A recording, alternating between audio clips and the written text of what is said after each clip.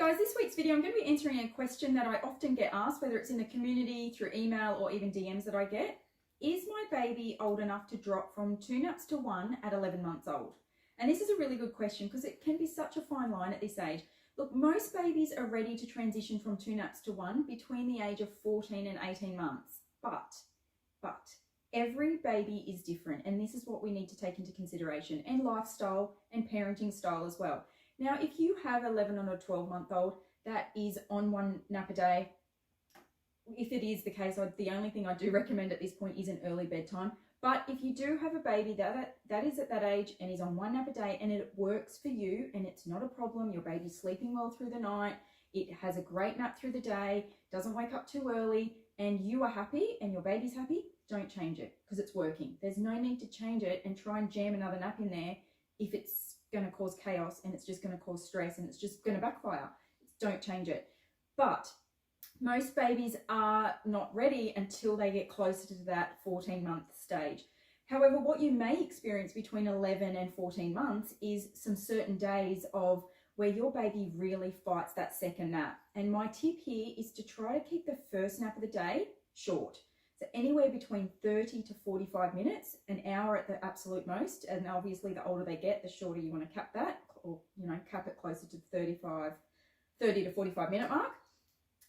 Because once they have a small nap in the morning, that's going to increase your chances of a really good nap, or at least a better nap in the afternoon. However, if they get all their Z's in the first nap in the day, so especially if they're on the verge of that transitioning stage, they are going to really fight that second nap. So what you want to do, like I said, is cap the first nap briefly, have a power nap, 30, 45 minutes, and then in the time that they're awake from that first nap and in between that second nap, what we need to do here, and the key to success here, is active stimulation playtime. Lots of it. Really active, busy, playing, moving, grabbing, moving, pulling, standing, whatever you can do in that time, and it's probably a good 3 hours, is to make sure they're really active. Because when they're really active and they've had a really good full wake window and only a small nap in the morning, then they're likely to give you a good nap in the afternoon, and they're also less likely to protest as well because they're knackered. They're ready for their nap and they're going to give you a good nap as well. So that's definitely my tip when it comes to, this age bracket and where you may start to experience some battles around nap time.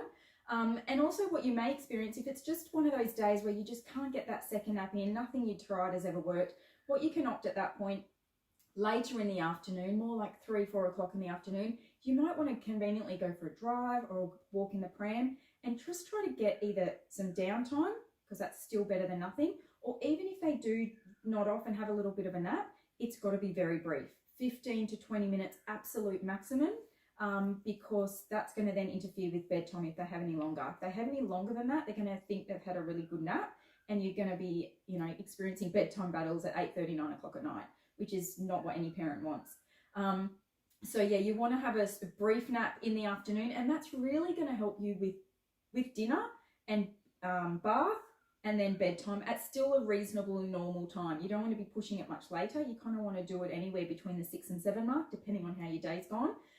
But yeah, what you do by offering that power nap, or even if it's rest time, they're still resting and not doing a lot in that 15, 20 minutes, it's just going to increase your chances of a more successful evening when it comes to dinner, bath, and then going to bed, not so overtired. So look, I hope that helps. It gives you a bit of an overview of maybe how you can manage your day or evening in the event that you have a baby at this age that's giving you some challenges around nap time. If you've got any questions, please feel free to pop them in the community.